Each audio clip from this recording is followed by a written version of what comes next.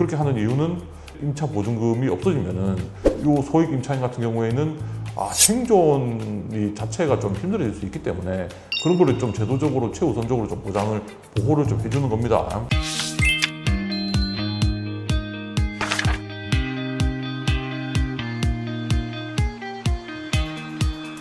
네, 안녕하세요. 리얼회생 이창희 변호사입니다. 저번 시간에는 어떤 채권들이 면책의 대상이 되는 채권인지, 그리고 비면책 채권으로 분류되는 채권들은 또 어떻게 해결을 해야 되는지, 이런 것들에 대해서 좀 말씀을 드렸고요. 오늘은 그 면제재산이라고 또 있습니다. 면제재산. 기본적으로 내가 가지고 있는 소득이라든가 아니면 내가 가지고 있는 재산이라든가 이런 거를 재원으로 해서 채무 변제를 하는 건데, 내가 감당할 수 있는 만큼 내 능력껏 내가 지금 가진 재산이라고 하면은 지금 그 월세방에 있는 보증금 얼마, 그리고 내가 몸이 이렇게 불편한데 타고 다닐 차량이라든가 어쨌든 이동수단 그런 거 중고로 해서 한 몇백만 원 정도 되는 그런 재산이 이렇게 전부인데, 그런 재산들까지도 다 내가 처분을 하거나 어떻게 해가지고 그 재산 이상을 또 변제하거나 그런 식으로 해야 되는 거냐.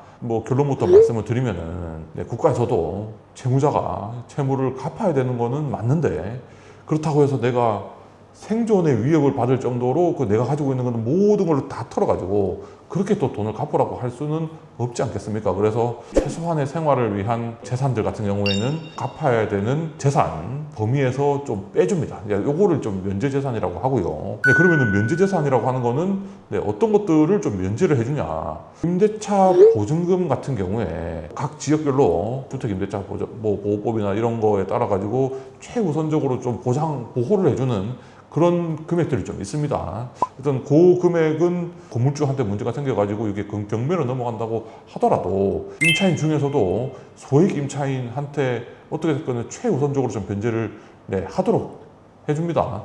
그렇게 하는 이유는 임차 보증금이 없어지면은 요 소액 임차인 같은 경우에는 생존이 자체가 좀 힘들어질 수 있기 때문에 그런 거를 좀 제도적으로 최우선적으로 좀 보호를 좀 해주는 겁니다.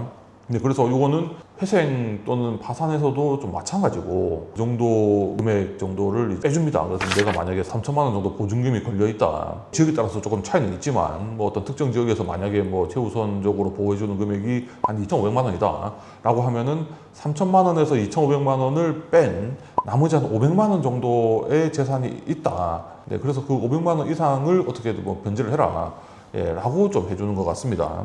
특히나 이렇게 개인 파산 같은 경우에 소득이 없으신 분들 같은 경우에 내가 지금 당장부터 해서 살아야 되지 않겠습니까? 수중에 돈이 한 푼도 없으면은 이거 어떻게 하겠습니까? 그래서 현금 중에서도 생계비로 볼만한 그런 금액 정도는 또 빼주는 것 같습니다. 그 다음에 퇴직금, 퇴직연금하고는 조금 이렇게 다릅니다. 퇴직금 중에서도 한 절반 정도를 또 빼주기도 합니다.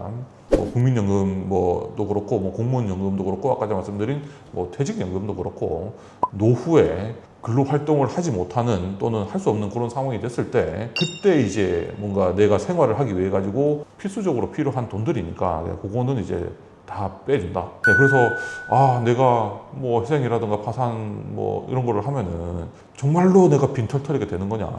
그래서 좀 특히 개인 파산 이런 거를 망설이고 계시는 분들이 있으시면은 국가에서 최소한의 그런 생계와 관련된 것들은 좀 보호를 해주고 어느 정도 보장을 좀 해주니까 채무로 인한 그런 문제를 개인 파산, 개인 회생 이런 제도를 통해 가지고 해결을 하시는 게 좋을 것 같습니다. 그리고 개인 회생과 관련해서도 두 가지 원칙을 제가 좀 누누이 좀 말씀을 드리지 않습니까? 첫 번째가 재산이 많으면은 많이 변제를 해야 된다.